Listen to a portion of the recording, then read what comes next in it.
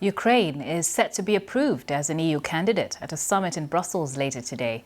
The country applied for membership days after the Russian invasion in February, and the process has moved at a record speed. Our correspondent Jessica Parker has more. Ukraine's national anthem, heard today in the heart of the EU. Over 1,000 miles away, the country's capital, Kyiv. But the European Union now feeling a little closer. That's great, but that's something what will happen much later. And now, if we lose this war, it will mean nothing. I really want our country to become a candidate for European Union because I would like our country to be more powerful.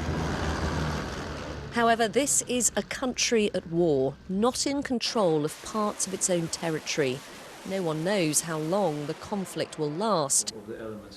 But in Brussels, Ukrainian officials say they're determined to press ahead, ready to carry out at least some reforms required by the EU, even while the fighting goes on. The real integration process will start when the war is over. But in the meanwhile, when we are talking about those recommendations, I see the potential to implement, if not, but some of them even now. But this is a family that isn't easy to join.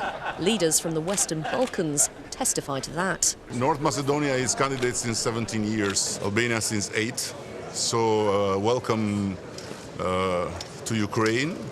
It's a good thing to give candidate status, but I hope the Ukrainian people will not make many illusions about it. This is the red carpet that EU leaders walk down at summits. It's where Ukraine wants to be.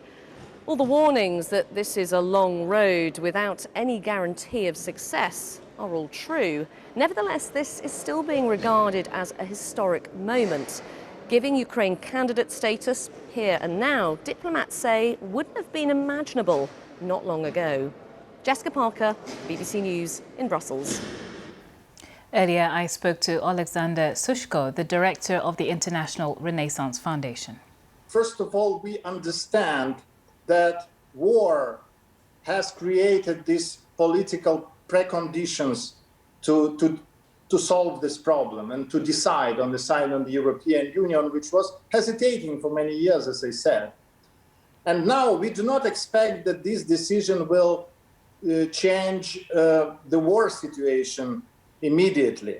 But strategically, it will contribute to the strategic defeat of Putin, because previously he has been using this phenomena of the gray zone in the Eastern Europe. So there was no strategic direction on the side of the European Union, and now it's changing. So for Putin, it will be even more difficult to continue its aggressive policy, as far as there is clear indication from Europe that Ukraine will be a part of it.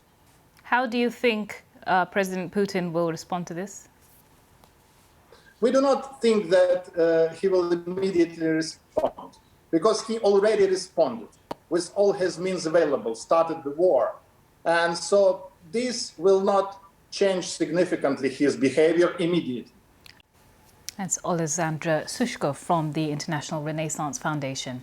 So as the EU considers whether Ukraine can join the European bloc, the fighting continues on the ground in Kyiv. Let's find out the latest from our correspondent there, Joe Inwood. The focus of Russia's invasion remains the Donbass, the east of this country, specifically the twin towns of Lysychansk and Severodonetsk. We understand from the Ukrainians there's been a stepping up in the weight of artillery barrages, of aerial bombardment, and the Ukrainians are struggling to cope with it, frankly. The Russians have pushed closer to the city of Lysychansk. Coming in from the south, they've taken more villages, we understand, and the other side of the river, they're tightening their grip on the city of Severodonetsk. They've been in control of most of it for a while now. The Ukrainians push back just into a small pocket. And right across the eastern front, they are making advances, we understand. Now, that is why the Ukrainians are calling for more artillery, and more artillery urgently, to try and give them some ability to combat the massive bombardments that the Russians can bring. But it's not just in the east that we have developments today. Here in the capital, there is a trial, a war crimes trial, the third one that's been brought since Russia's invasion of Ukraine. It's a young man by the name of Mikhail Romanov. He was a Russian soldier, and he stands accused of breaking into a house, of shooting a man and raping his wife, raping a woman there. Now, we should say this is a trial taking place behind closed doors and in absentia. He is not in the custody of the Ukrainians. It's worth saying that this is the third war crimes trial that's taken place since the start of this conflict. But those trials have all been of soldiers. And really, the catharsis that the Ukrainians say they need is going to come with the trials of the people who are responsible for this invasion. And that is a long, long way away.